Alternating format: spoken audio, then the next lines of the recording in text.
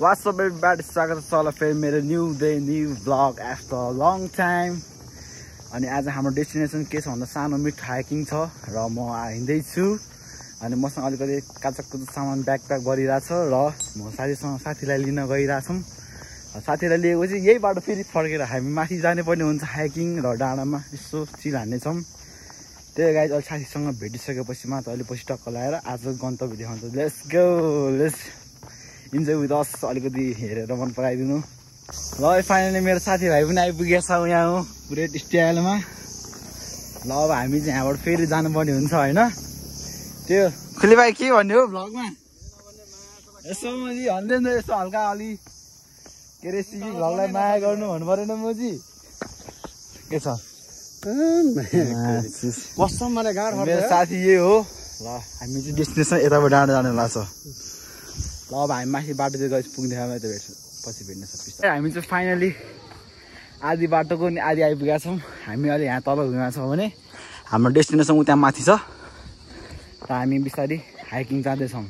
त्यही गाइज अब बिच बाटोमा के कस्तो हुन्छ होइन हेर्दै जाउँ। लेट्स सी गाइज, इन्जोय गरिदिनु सबैजनाले आफ्नो भ्लग मानेर।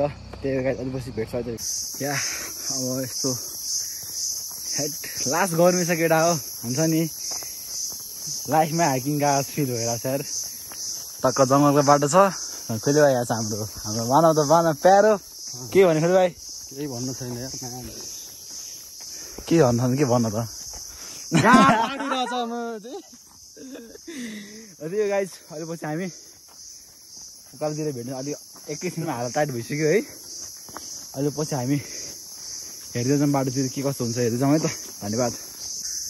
ल हामी चाहिँ फाइनली त्यस्तै 30 मिनट्स भयो हिँडेको।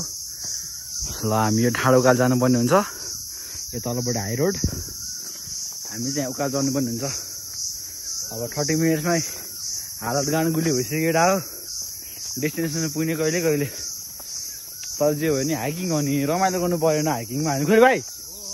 अनि हिँड्न गाह्रो भयो नि केही छैन केटा हुन्छ नि इनर्जेटिक हुनु पऱ्यो नि। डेस्टिनेसनमा पुगेपछि चाहिँ मजा आउँछ क्या हुन्छ नि। फर्स्टमा हार खानु भएन नि। फर्स्टमा हार खायो भने पछि आधी बाटो पुगिसकेपछि फेरि गाह्रो होला। डेस्टिनेसन पुग्दाखेरि मजा आउँछ क्या। त्यही केटा अहिलेपछि हामी बिच बाटोमा टक्क लगाएर भेट्नेछौँ है त। अहिलेलाई एकछिन स्थगित गर्छु। हाइकिङ गर्न गाह्रो छ केटा हो, स्पेसल हामी यस्तो मोटरलाई मुटु नि निक्लेला जस्तो भइसक्यो फु। तर पनि केही छैन केटा हो, डेस्टिनेसन अझै टाढा छ। हार मान्ने होइन नि फेरि है। त्यही हो गाइज। अनि माथि पुगेर डाइरेक्ट भेट्छ है त। फाइनली हामी एकछिन आराम गरेर एउटा लाली गुराँस भेटेछ केटा हो।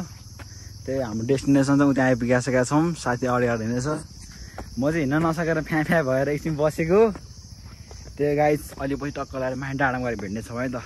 ल गाइज फाइनल हामी चाहिँ अलिकति बसेर हाम्रो डेस्टिनेसन चाहिँ यही छ यस्तो है नौडाँडा पारी हावा सरल। अब हामी टक्क लगाएर जङ्गलमा गएर एकछिन चिल हान्नेछौँ स्प्राइटको साथमा। ठिकै छ यता भ्यू छ हातमा है त। ल गाइज हामी चाहिँ फाइनली टक्क लगाएर पायर बाबा आइपुगिसकेका छौँ होइन। अनि त्यो आफ्टर 1 आवर हाइकिङ ल मैले कस्तो लास्ट गाह्रो नि भइरहेको थियो है। तर केही छैन हामी डेस्टिनेसन आइपुगिसकेका छौँ। ल यो चाहिँ टक्क लगाएर माथि पायर बाबा जाने बाटो हो। र अब तपाईँहरू भ्यूहरू देख्नु आउनुहुन्छ। ल भ्यूहरू कस्तो छ तल म देखाउँछु है त। खोइ भाइ के भन्ने हो यसको आउँदैछ यस्तै छ केटा हो। गर्मी छ नि पायर बाबा त्यहाँ छ। र भ्यू यस्तो छ आकाशको मौसम। ल हामी चाहिँ फाइनली पायर बाबा आइपुगिसकेका छौँ र हजुरहरूले भ्यू हेर्न सक्नुहुन्छ। बबालको भ्यू छ फेरि है। ट्रेकिङ त्यत्तिकै दामी हुँदैन नि। डेस्टिनेसन पुगेपछि चाहिँ आफ्नो थकान पनि सबै मिटिन्छ होइन। यस्तै छ केटा हो भ्यूहरू बबाल छ। तपाईँहरू हेर्न सक्नुहुन्छ है। यो भक्तपुर सहर हो र यतापट्टि साइडमा मन्दिर छ। र अहिले हामी मन्दिरमा गएपछि ट्याक्क लगाएर भेट्नेछौँ। र त्यसपछि हामी टक्क लगाएर एकछिन चिलमा बसेर चिल आउट पारामा बस्नेछौँ है त। अहिले पछि टक्क लगाएर गाइस पुरै सिट भनी होइन पाइडे बाबा जाउँ भनेको पायर बाबुमा चाहिँ पुरै बडो यस्तो रे बारसार लाएर बसिरहेको रहेछ क्या। अब हामी टक्क लगाएर जङ्गलतिरै बस्नुपर्ने स्थिति आइरहेछ है। त्यही हो आजको मौसमै कस्तो भन नि भेजा भइदिएर पायर बाबु पनि पुरै चौरमा चिल हानु भनेको होइन।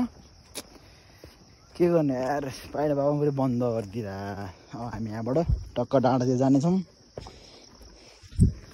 हरियालीतिर अब के गर्नु यस्तो छ जङ्गलमा अब चिलमा बस्नुपर्ने हुन्छ। त्यही गाइज अब हामी टक्क लगाएर एकछिन यहाँ पाल्सार हाल्नेछौँ होइन। अनि तपाईँहरूलाई देखाउने छौँ है त एकछिन भनेको टक्क लगाएर। यहाँबाट नि हेर्यो भने त फेरि किल्लर छ नि फेरि यहाँबाट भ्यू त है। अलिक उता छेउमा हिँड्नु खुइल भाइ यसरी ट्याक्क अलिकति भ्यू हेर्ने ठाउँमा हेर्न टक्क लगाएर चिलामा मजा आउँछ क्या। अलिकति पछि बल्ल फेरि चलेर आउँला अनि फेरि म तलतिर जाउँला क्या। हेर न क्या दामी छ नि हेर न यार भ्यू दामी थियो। अब हामी यहीँ डेरा बसाउनु पर्ला जस्तो लाग्यो यस्तो स्थिति हेर्दाखेरि होइन। त्यो कहाँ बस्दा ठिक हुन्छ खुलिबा तँलाई कि यहीँ बाटोतिर फेरि के बस्नु फेरि होइन। बाटोमा कोही हिँड्दैन कोही आउँदैन रहेछ नि यहाँ चिलमा बस्न न। त्यही हो अब कहाँ बस्ने भने यस्तो हेरिरहेछौँ है हामी। के यहाँ बस्ने हो चिलमा त्यहाँतिर हाइटमा हुन्छ क्या। हाइटमा हुन्छ क्या कहाँ बस्ने त खोइ के यहाँ बस्ने ल। अब एकछिन मैले टक्कलाई सेटअपमा भेट्न लाग्यो त केटा हो ल गाइस। अब चाहिँ फाइनली सेटअप हान्नु पनि हुन्छ होइन। भिडियो बना ल।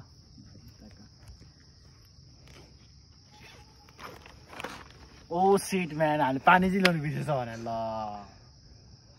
चुलाएर बस यहाँ अहिले जाने तलतिरै होला।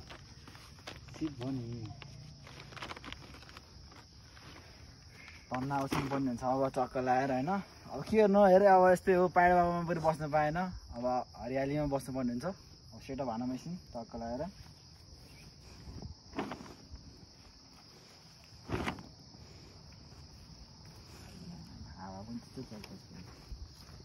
घरको तन्ना ल्याएछ के बोले भाइ अब के बोले के छ थाहा बोले। ल हामी सेटअप गरौँ अलिकति खै के भन्छ ताना न यो तल राख न तल अलिक तन्का न।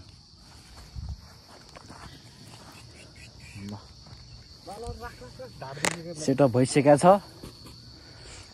अब चाहिँ हामी मस्त पारेर चिलमा सुत्नुपर्ने हुन्छ त्यो केटा अब आफ्नै पारामा। यो हो नि त मजा टक्क लगाएर नेचर है सरर। तर यहाँ भ्यू हुन्थ्यो क्या पाहाड बाबा भए चाहिँ मजा आउँथ्यो है यत्तिको हरियालीमा बसेर।